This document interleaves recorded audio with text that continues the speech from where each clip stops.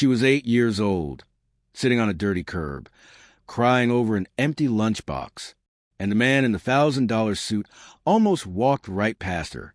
His expensive Italian shoes stopped on the cracked pavement.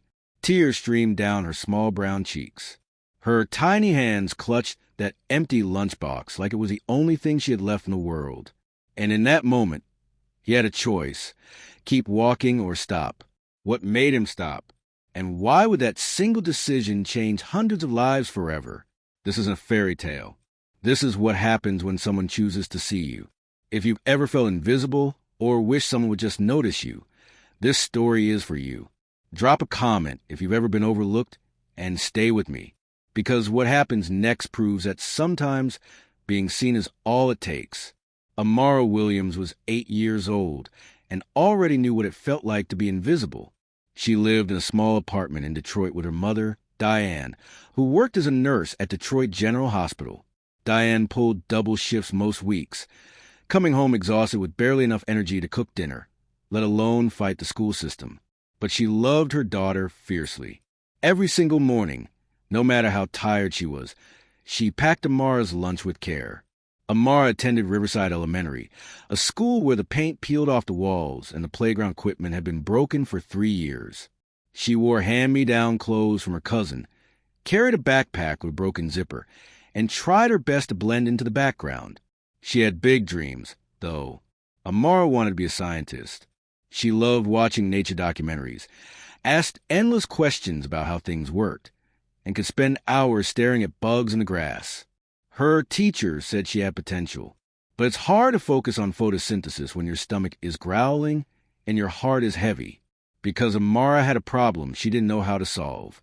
3 older kids had decided she was an easy target.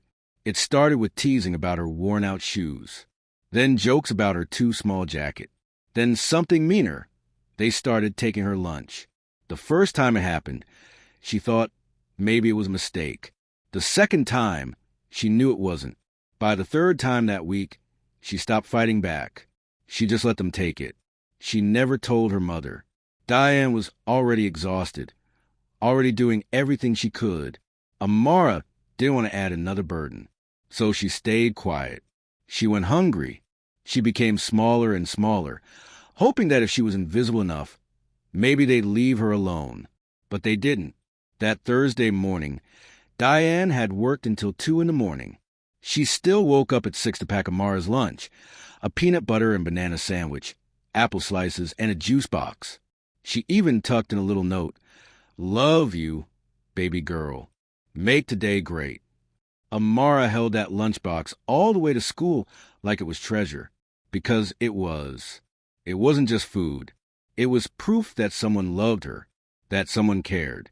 Then, in the hallway before first period, they took it again, snatched it right out of her hands, laughed as they walked away, left her standing there with nothing but that little note crumpled in her pocket and tears burning behind her eyes. By lunchtime, she couldn't hold it in anymore. She walked outside, sat on the curb, and cried. David Thornton was a billionaire.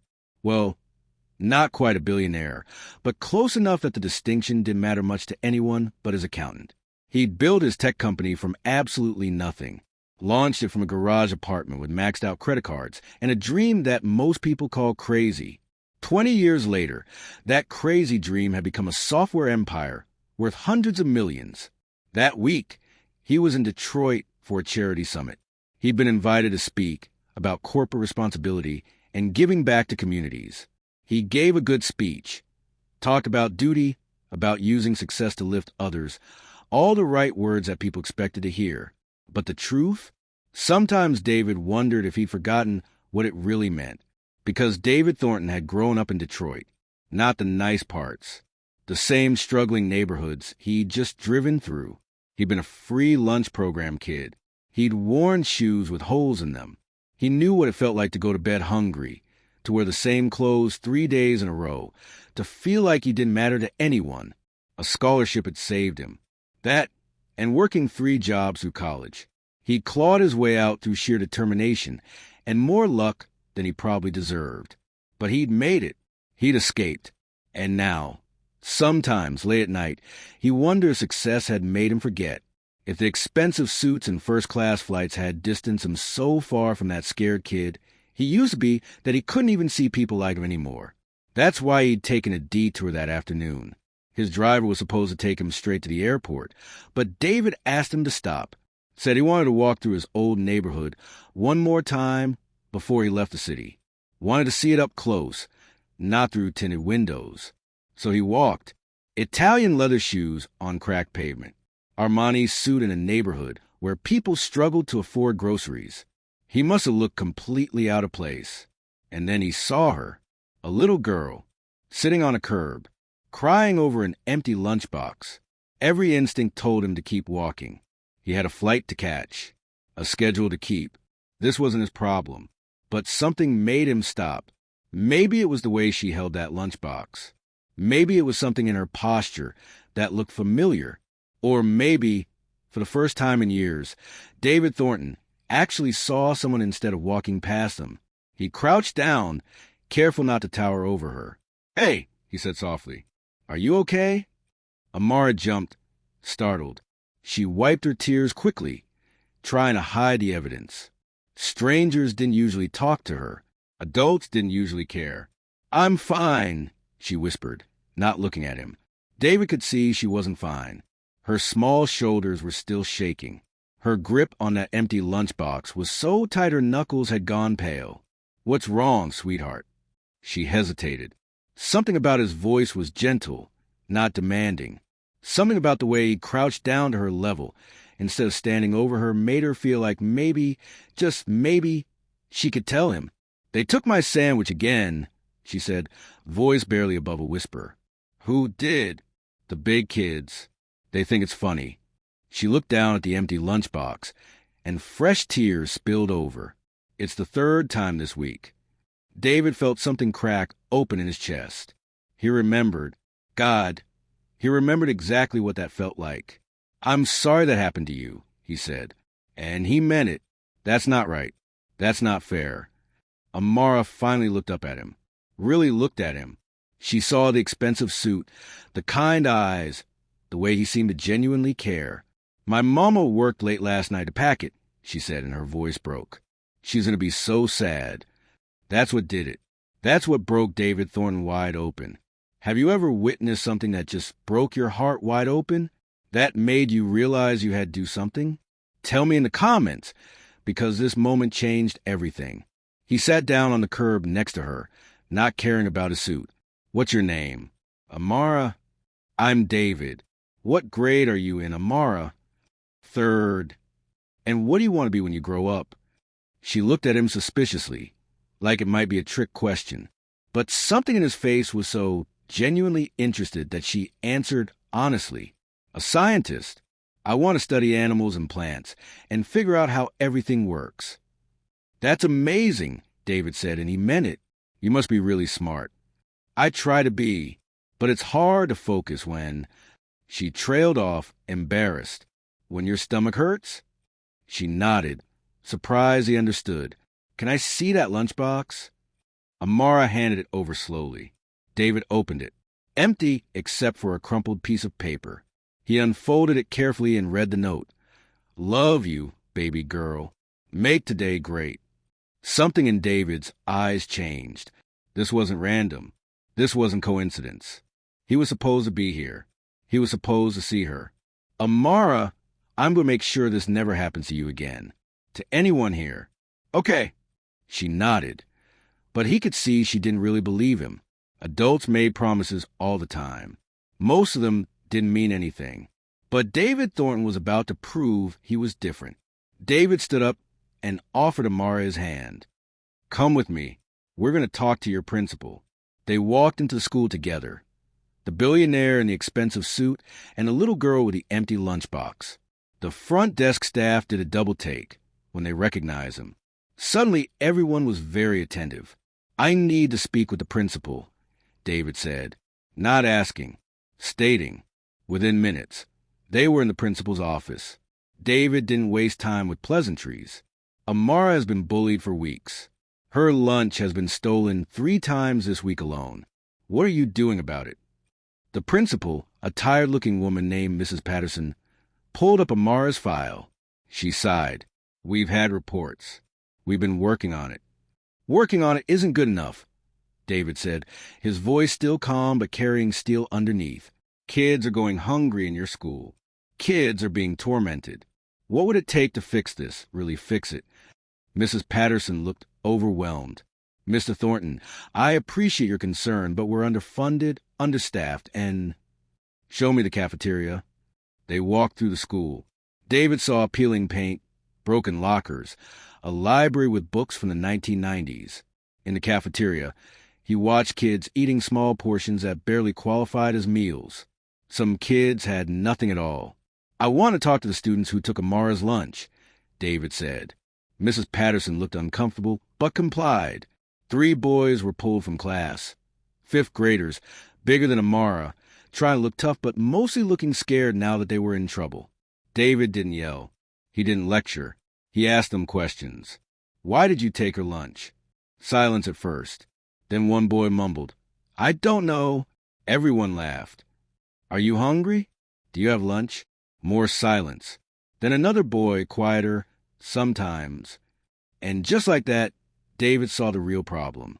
These weren't villains. They were kids acting out their own pain. Kids from broken homes, food-insecure households. Taking out their hurt on someone smaller, because that's what hurt people do. This wasn't about 3 bullies. This was about a system failing all of them. David pulled out his phone and called his assistant. Cancel my flight. I'm staying another day. Then he turned to Mrs. Patterson. I need contact information for Amara's mother, and I need a meeting with your superintendent. That afternoon, David took Amara to a small diner near the school. He told her to order anything she wanted. She chose a grilled cheese sandwich and fries. Simple, but the way she smiled when it arrived, like it was the best meal she'd ever had, nearly broke him again. Over lunch, they talked about science, about dreams, about what she needed to succeed. And David shared his own story, about being hungry, about being scared, about being that kid who felt invisible. You understand, Amara said, not a question, a statement of recognition. I do, David said, and I promise you, Amara, I'm going to help. Not just you, everyone. This time, when he made the promise, she believed him. That evening, David met Diane Williams at their small apartment. She was still in her nurse's scrubs, exhausted from a 12-hour shift, and clearly confused about why a tech billionaire was standing in her living room. At first, she was defensive. Pride is a powerful thing, especially when you've been surviving on your own for so long. We don't need charity, she said firmly. It's not charity, David replied gently. It's an investment. Your daughter has incredible potential. I want to help her reach it. He explained what had been happening. The bullying, the stolen lunches, Amara's hunger. Diane's face crumpled with guilt. She hadn't known. Amara had never told her. She felt like she'd failed. You haven't failed, David said. You're working 2 jobs to keep a roof over her head. You pack her lunch with love every single morning. You're doing everything right. The system is what's failing both of you. Then he laid out his plan. First, he was establishing a scholarship fund in Amara's name. But it wouldn't just be for her. Any student at Riverside Elementary could apply. Full educational support from elementary through college for students who showed potential but lacked resources. Second, he was funding a universal free breakfast and lunch program for the entire school district. Not just for kids who qualified for free lunch. For everyone, because when everyone eats free, no one gets singled out. No one gets bullied for being poor. Third, he was implementing a comprehensive anti-bullying initiative, real counselors, conflict resolution programs, consequences that actually meant something, paired with support for kids who were acting out because of their own trauma. Diane stared at him, tears streaming down her face. Why? Why would you do all this? David's voice was thick with emotion. Because I used to be Amara. I used to be that hungry kid who felt invisible. And someone gave me a chance. I'm just paying it forward. But Diane Williams wasn't the kind of woman to just accept help passively. She insisted on being involved. She helped design the meal program, spoke with other parents, organized community meetings. What started as one man's generosity became a community transformation. Other parents came forward with similar stories. Kids going hungry, kids being bullied, systemic issues that had been ignored for years because no one with resources had bothered to look closely. The program expanded. What started with one stolen lunch became district-wide reform. New equipment for the cafeteria, fresh, nutritious food, mental health resources, after-school programs, tutoring services. But the real change wasn't in the programs. It was in the culture. Kids started looking out for each other. Teachers felt empowered to intervene. Parents got involved. The school began to feel less like a holding pen and more like community. This is what happens when one person decides to actually do something. When have you seen someone turn pain into purpose? Drop your story below and keep watching because the most powerful moment is still coming. 6 weeks later, David returned to Riverside Elementary for a special assembly. The cafeteria looked completely different. Modern equipment, bright paint on the walls, students eating fresh, hot meals, and every single one of them eating for free. No stigma, no shame, just kids being fed. The gymnasium was packed. Students, teachers, parents, community members, everyone had heard about the transformation happening at Riverside Elementary, and they wanted to see it for themselves. The superintendent spoke first, thanking David for his generosity. Then Mrs. Patterson shared statistics. Attendance was up, disciplinary incidents were down, test scores were improving. The numbers told a story of change. But numbers weren't the real story. The real story was the little girl who took the stage next to David Thornton. Amara Williams no longer looked like the scared, crying child from the curb. She stood tall. Her shoulders were back. Her head was high. She looked confident, seen, valued. She'd written her own speech, refusing any help from adults. And when she spoke into that microphone, her voice didn't waver. My name is Amara Williams, and I'm in 3rd grade. A few weeks ago, I was sitting outside the school crying because someone took my lunch. I felt invisible. I felt like I didn't matter, like no one would ever see me. The gymnasium was completely silent. Then Mr. Thornton stopped. He didn't have to. He had important places to be. He could have just walked past me like everyone else does. But he didn't. He saw me when I felt invisible. She turned to look at David, and tears were streaming down his face. He asked me what was wrong. He listened to my answer, and then he did something that changed my whole school. But you know what the most important part was? It wasn't the money. It wasn't the free lunch program or the scholarship fund. It was that he saw me. He treated me like I mattered. She turned back to the audience. So, I want to say something to all the kids here. You matter. Your story matters. Your dreams matter. Even when you feel invisible, you're not. You're important. Then she looked at the adults. And I want to say something to all the grown-ups, too. Sometimes people just need someone to see them, really see them, not look past them, or ignore them, or pretend they're not there. Just see them. That's all it takes to change someone's life. The entire gymnasium rose to their feet. The applause was thunderous. Teachers were crying. Parents were crying. David Thornton was openly weeping, not bothering to hide it. Even some of the boys who'd taken her lunch were in the audience, tears streaming down their faces. They understood now. They'd been part of the problem. But they could also be part of the solution. After the assembly, those same boys approached Amara. They apologized, really apologized, not the forced kind adults make you give. And Amara, with more grace than most adults possess, forgave them. The local news picked up the story, but David made sure the focus stayed on Amara and the students, not on himself. This wasn't about his generosity.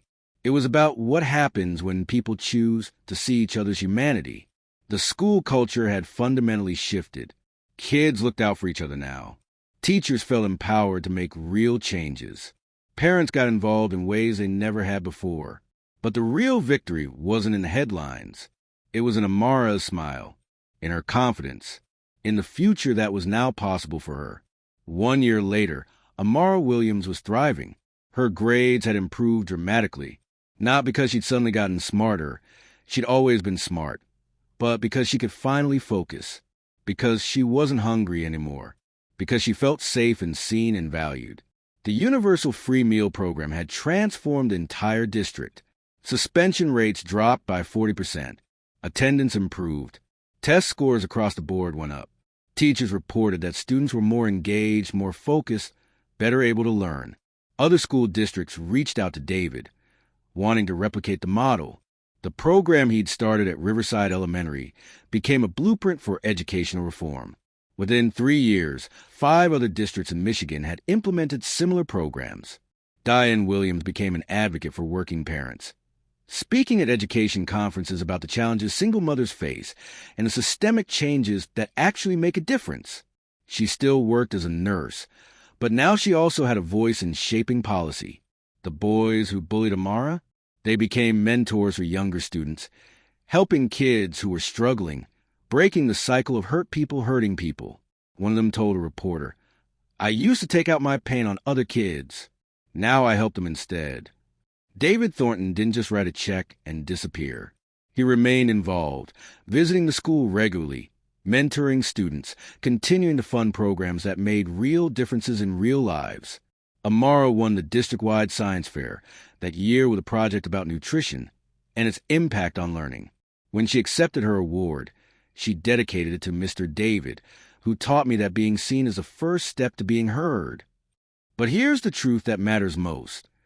This story isn't really about a billionaire saving the day. It's about what happens when someone chooses to see another person's humanity, when they stop walking past pain and actually do something about it. David Thornton had money, and he used it well. But the thing that changed Amara's life first wasn't the money. It was the moment he crouched down on that curb and asked, "Are you okay?" It was choosing to see her, to listen to her, to treat her like she mattered. You don't need billions of dollars to do that. You just need to care enough to look, really look, and then to act on what you see. Every person at Riverside Elementary learned that lesson. Kindness isn't about wealth. It's about recognition. It's about seeing humanity in people when it would be easier to look away. What changed at that school wasn't just hungry stomachs being filled. It was wounded spirits being healed, invisible children being seen, hurting kids being helped.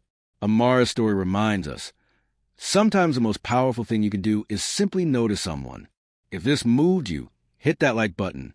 Share this with someone who needs to remember they matter. Subscribe to Earthly Tales for more stories that prove ordinary moments can create extraordinary change. So let me ask you something. Who in your life needs to be seen today? Who's sitting on their own curb, waiting for someone to notice? You might not be a billionaire, but you have something just as valuable, the power to recognize someone's humanity, to see them when they feel invisible, to care when it would be easier not to. Tell me in the comments, when did someone see you when you felt invisible? Or when did you see someone else? I want to hear your stories. Every single one matters. Here at Earthly Tales, we believe every person has a story worth hearing. Every life has value worth recognizing. We share these stories not just to entertain you, but to remind you what's possible when we choose compassion over convenience. Subscribe and hit that notification bell. Next week's story will remind you why small acts of kindness create massive waves of change. Until then, remember this. See people. Really see them. That's where change begins. That's how the world gets better. One moment of genuine recognition at a time. Be brave. Be kind. Be the person who stops on the curb.